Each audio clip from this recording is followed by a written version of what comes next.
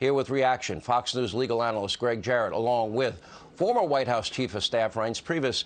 You know, Reince, there's no logical sense to defund, dismantle, or no bail laws. None whatsoever. But it's being adopted by every blue state, and it seems like every blue city in America, and it's gone viral, and they seem fine with it. I'm having a hard time understanding why they think that's a good issue to run on.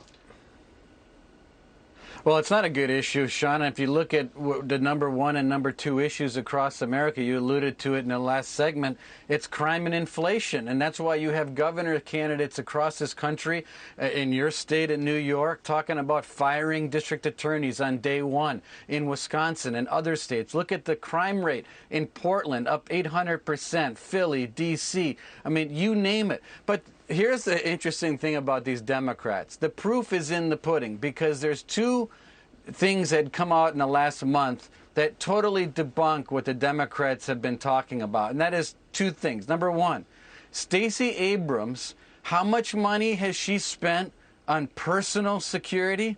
$450,000 for her own personal security. In the meantime, she's handing out grants to candidates who are espousing the idea of defunding the police. Second thing, it came out this past week. How much money is Joe Biden spending in putting a fence around his home in Delaware? Yeah. $500,000. When on day one, in an executive order, when he was president, he signed an executive order to not deport illegal immigrants who committed a crime and to stop building the wall. I mean, these guys are total, complete hypocrites. You know, Greg, this is like, you know, A squared, B squared equals C squared. If you allow law breaking, you allow violence, you allow theft, and you don't punish people, and you have no bail laws, and people get rearrested and let free every time, this is a predictable result. You don't have to be an MIT grad or a Harvard Business School grad to figure this out.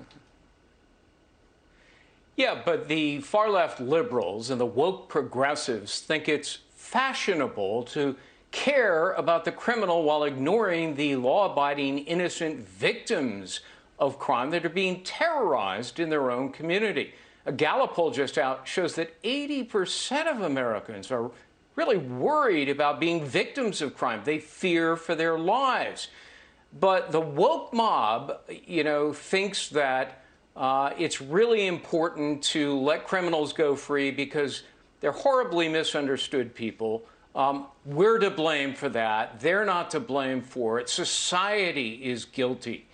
So they've instituted these insane policies, which is defunding police, installing incompetent judges, cashless bail, decriminalizing serious felonies down to mere misdemeanors, reducing sentencing for major crimes, and releasing hardcore criminals out of prisons and jails. The inevitable result is lawlessness and crime. Every major category of crime has skyrocketed, from shootings, murders, stabbings, theft, larceny, you name it.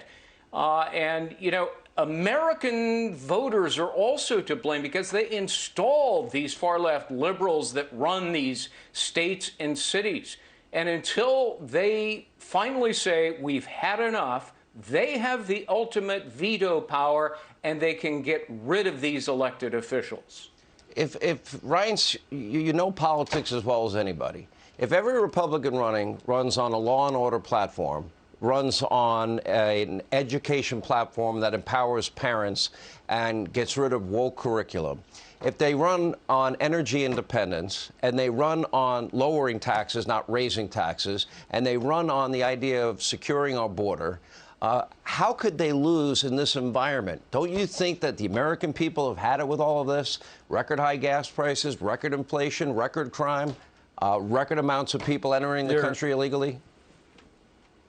Yeah, you're 100% correct. Republicans have to stick to the 80% winners. It's what Newt Gingrich used to teach at GOPEC all the time. Do you believe we should secure the border, protect the American worker and our children? Yes or no? Yes. Do you think that violent criminals that have committed felonies that hurt people should be let go in cashless bail so they can run their car through a Waukesha County parade? The answer is no.